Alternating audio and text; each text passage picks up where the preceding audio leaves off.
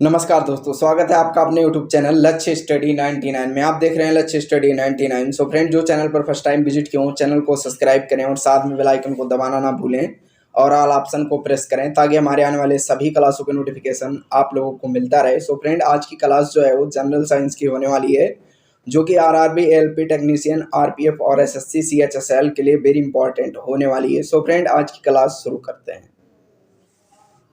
स्थित विज्ञान निम्नलिखित में से किससे संबंधित है? ऑप्शन ए है विश्राम की स्थिति, ऑप्शन बी है गतिमान स्थिति और ऑप्शन सी है मानसिक स्थिति और ऑप्शन डी है आंकड़ों का अध्ययन।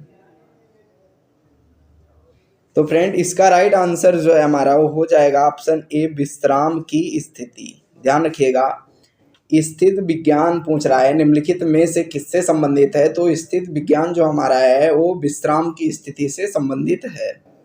अगला क्वेश्चन है फ्रेंड, नैनो द्रवों का सर्वाधिक महत्वपूर्ण गुण होता है। ऑप्शन ए घर्षण, ऑप्शन बी है बल, ऑप्शन सी है दाब और ऑप्शन डी है तापमान। तो फ्रेंड, इसका राइट आंसर जो है हमारा वो हो जाएगा ऑप्शन ए घर्षण। ध्यान रखिएगा, नैनो द्रवों का सर्वाधिक महत्वपूर्ण गुण जो होता है वो घर्षण होता है। अगला क्वेश्चन है फ्रेंड, पृथ्वी का पलायन वेग है। ऑप्शन ए 21.1 किमी पर सेकेंड, ऑप्शन बी है 15.0 किमी पर सेकेंड और ऑप्शन सी है 7.0 किमी पर सेकेंड और ऑप्शन डी है 11.2 किमी पर सेकेंड। तो फ्रेंड, इसका राइट आंसर जो है हमारा वो हो जाएगा ऑप्शन ए 21.1 किमी पर सेकेंड। ध्यान रखिएगा, पृथ्वी का पलायन वेग जो हमारा होता है वो 21.1 किमी पर सेकेंड होता है। अगला क्वेश्चन है, एक अंतरिक्ष यान जो चक्कर लगा रहा है, एक से एक सेब छोड़ा जाता है तो वह कम गति से गतिमान होगा। ऑप्शन ए है और ऑप्शन बी है पृथ्वी की ओर गिरेगा और ऑप्शन सी है अंतरिक्ष यान के साथ साथ उसी गति से गतिमान होगा और ऑप्शन डी है अधिक गति से गतिमान होगा। तो फ्रेंड, इसका राइट आंसर जो है हमारा हो जाएगा ऑप्शन सी अंतरिक्ष यान के साथ साथ उसी गति से गतिमान होगा। ध्यान रखिएगा, जब हम एक अंतरिक्ष यान जो चक्कर लगा रहा है उससे एक सेब छोड़ेंगे तो हमारा सेब भी अंतरिक्ष यान के साथ साथ उसी गति से ही गतिमान होगा।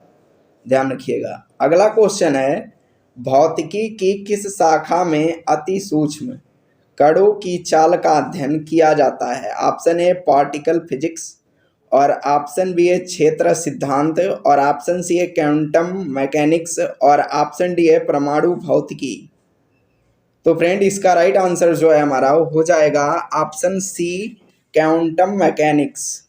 ध्यान रखिएगा, पूछ रहा है कि भौतिकी की किस शाखा में अति सूक्ष्म कणों की चाल का अध्ययन किया जाता है, तो क्वांटम मैकेनिक्स शाखा के अंतर्गत हम अति सूक्ष्म कणों की चाल का अध्ययन करते हैं भौतिकी में, क्वांटम मैकेनिक्स में। अगला क्वेश्चन है फ्रेंड, बर्फ पानी पर क्यों तैरता है? ऑप्शन ए है बर्फ का घनत्व पानी से कम होता है, ऑप्शन बी है बर्फ में वायु भरा होता है और ऑप्शन सी है पानी बर्फ से ज़्यादा गहरा होता है और ऑप्शन डी है बर्फ का घनत्व पानी से ज़्यादा होता है। तो फ्रेंड, इसका राइट आंसर जो है हमारा वो हो जाएगा ऑप्शन ए बर्फ का घनत्व पानी से कम होता है। बर्फ जो हमारा होता है उसका घनत्व पानी के घनत्व से हमारा कम होता है, जिससे बर्फ पानी पर तैरता रहता है।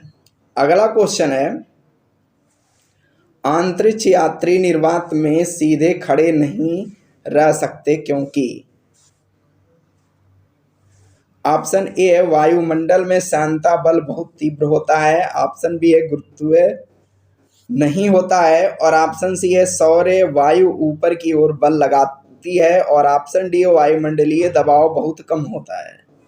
तो फ्रेंड, इसका राइट आंसर जो है हमारा वो हो जाएगा ऑप्शन बी गुरुत्व नहीं होता है।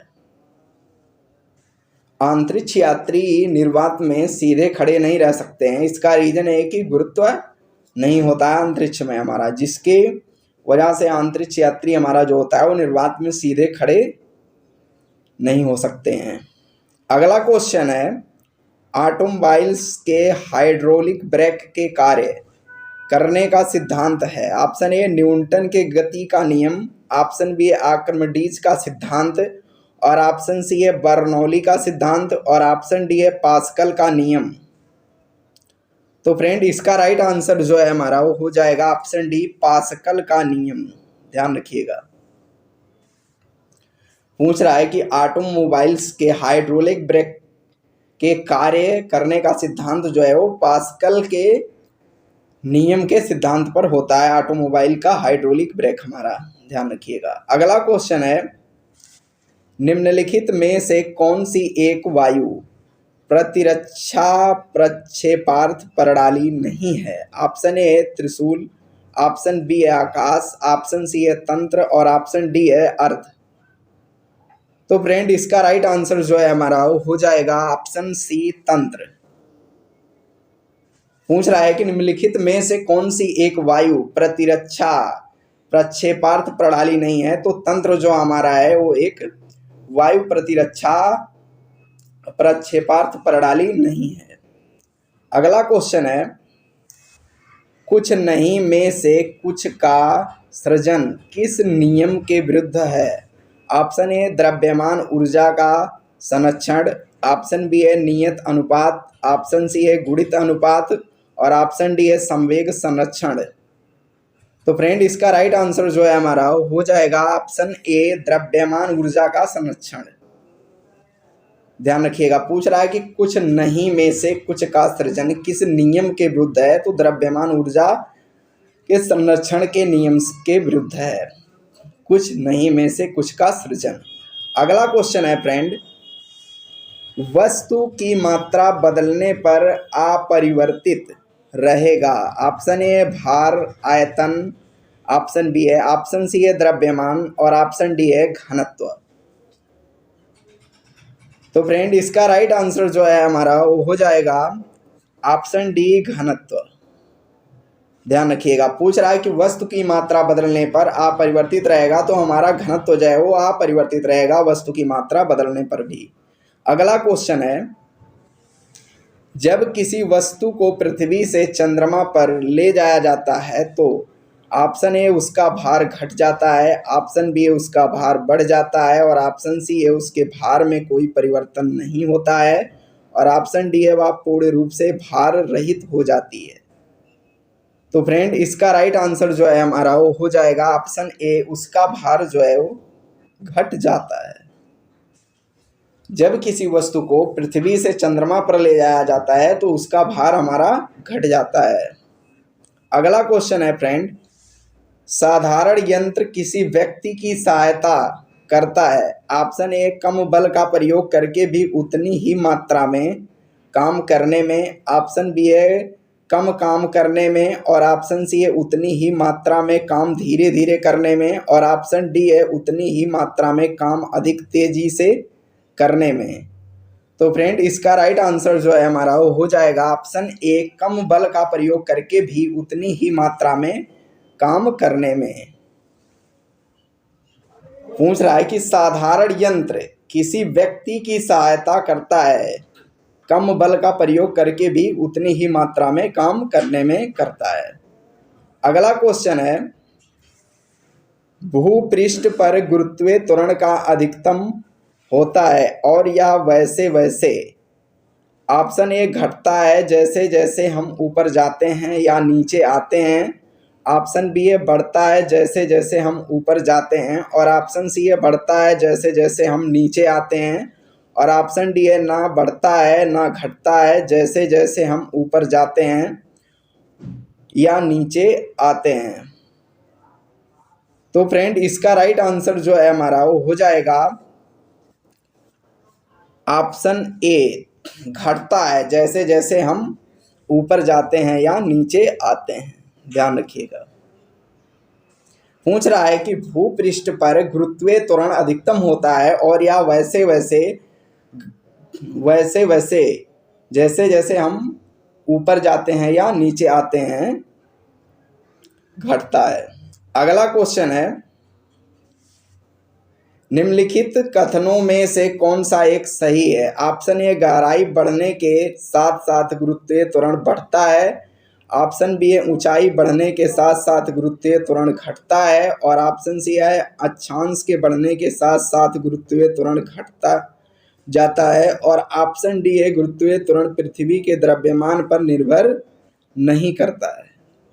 तो फ्रेंड, इसका राइट आंसर जो है हमारा वो हो जाएगा ऑप्शन बी, ऊंचाई बढ़ने के साथ साथ गुरुत्वीय त्वरण जो हमारा है वो घटता जाता है। ध्यान रखिएगा, पूछ रहा है कि निम्नलिखित कथनों में से कौन सा एक सही है? तो हमारा ऑप्शन बी जो है वो सही है कि ऊंचाई बढ़ने के साथ साथ गुरुत्वीय त्वरण जो हमारा होता है वो घटता जाता है। हमारी ऊंचाई जैसे जैसे बढ़ती जाएगी हमारा गुरुत्वात्वरण कम होता जाएगा, घटता जाएगा। अगला क्वेश्चन है फ्रेंड, लोलक की काल अवधि। ऑप्शन ए है, लंबाई के ऊपर निर्भर करता है। ऑप्शन बी है, द्रव्यमान के ऊपर निर्भर करता है। और ऑप्शन सी है, समय के ऊपर निर्भर करता है। और ऑप्शन डी है, तापक्रम के ऊपर निर्भर करता है। तो फ्रेंड, इसका राइट आंसर जो है हमारा वो हो जाएगा ऑप्शन ए, लंबाई के ऊपर निर्भर करता है। पूछ रहा है कि लोलक की काल अवधि, तो लोलक की काल अवधि जो हमारी होती है वो लंबाई के ऊपर निर्भर करती है। अगला क्वेश्चन है, घड़ी में स्फटिक क्रिस्टल का कार्य किस पर आधारित है? ऑप्शन ए, जॉनसन प्रभाव। ऑप्शन बी है, प्रकाश वैद्युत प्रभाव। और ऑप्शन सी है, दाब विद्युत प्रभाव। और ऑप्शन डी है, एडिसन प्रभाव। तो फ्रेंड, इसका राइट आंसर जो है हमारा वो हो जाएगा ऑप्शन सी, दाब विद्युत प्रभाव। ध्यान रखिएगा, पूछ रहा है कि घड़ी की स्फटिक क्रिस्टल का कार्य किस पर आधारित है? तो दाब विद्युत प्रभाव पर आधारित है घड़ी में स्फटिक क्रिस्टल का कार्य। सो फ्रेंड, अगला क्वेश्चन है, गिरती हुई वर्षा की बूंदों को गोलीय आकृति का कारण है। ऑप्शन ए, जड़त्व का सिद्धांत। ऑप्शन बी है, पृष्ठ तनाव का सिद्धांत। और ऑप्शन सी है, प्रत्यास्थता का सिद्धांत। और ऑप्शन डी है, ऊर्जा का सिद्धांत। तो फ्रेंड, इसका राइट आंसर जो है हमारा वो हो जाएगा ऑप्शन बी, पृष्ठ तनाव का सिद्धांत। ध्यान रखिएगा, पूछ रहा है कि गिरती हुई वर्षा की बूंदों को गोलीय आकृति का कारण क्या है? तो पृष्ठ तनाव का सिद्धांत है। पृष्ठ तनाव के कारण ही वर्षा की बूंदें जो हमारी होती हैं वो गोल होती हैं। ध्यान रखिएगा। अगला क्वेश्चन है, वर्षा की बूंद की गोल आकृति का कारण है। ऑप्शन ए है, पृष्ठ तनाव। ऑप्शन बी है, द्रव्य का घनत्व। और ऑप्शन सी है, वायुमंडलीय दाब। और ऑप्शन डी है, गुरुत्व।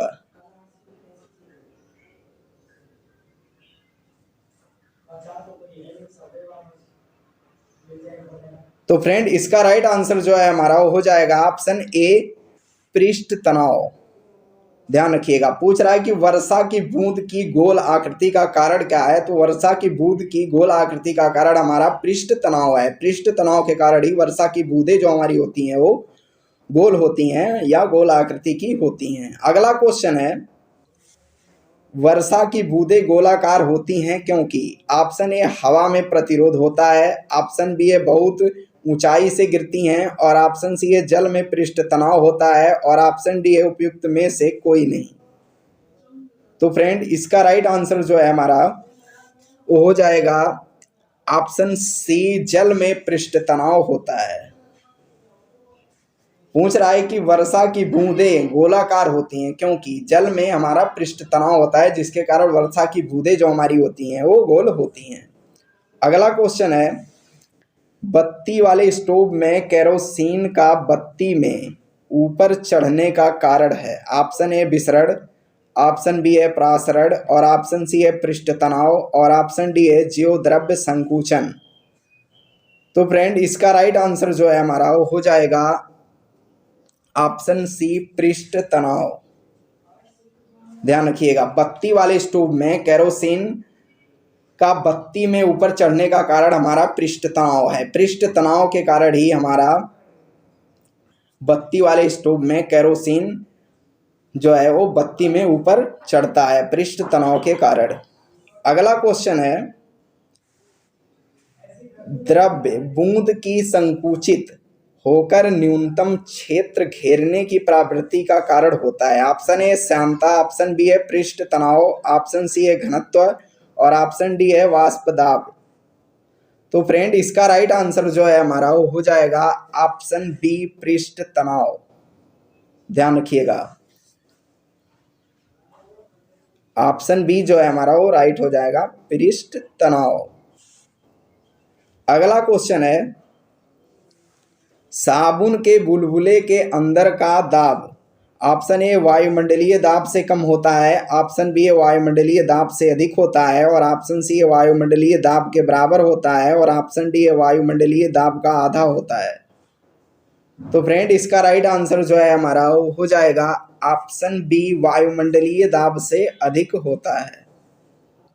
ध्यान रखिएगा, पूछ रहा है कि साबुन के बुलबुले के अंदर का दाब जो होता है वो कैसा होता है, तो वो वायुमंडलीय दाब से अधिक होता है। साबुन के बुलबुले के अंदर का दाब हमारा वायुमंडलीय दाब से अधिक होता है, साबुन के बुलबुले के अंदर का वायु दाब। अगला क्वेश्चन है फ्रेंड, लोहे की सुई पारे की सतह पर किस कारण से तैरती रहती है। ऑप्शन ए पृष्ठ तनाव के कारण, ऑप्शन बी है पानी के उत्प्लावन के कारण और ऑप्शन सी है श्यानता के कारण और ऑप्शन डी है गुरुत्वाकर्षणीय बल के कारण। तो फ्रेंड इसका राइट आंसर जो है हमारा हो जाएगा ऑप्शन ए पृष्ठ तनाव के कारण। ध्यान रखिएगा, पूछ रहा है कि लोहे की सुई पारे की सतह पर किस कारण से तैरती रहती है, तो पृष्ठ तनाव के कारण तैरती रहती है लोहे की सुई पारे की सतह पर। सो फ्रेंड अगला क्वेश्चन है,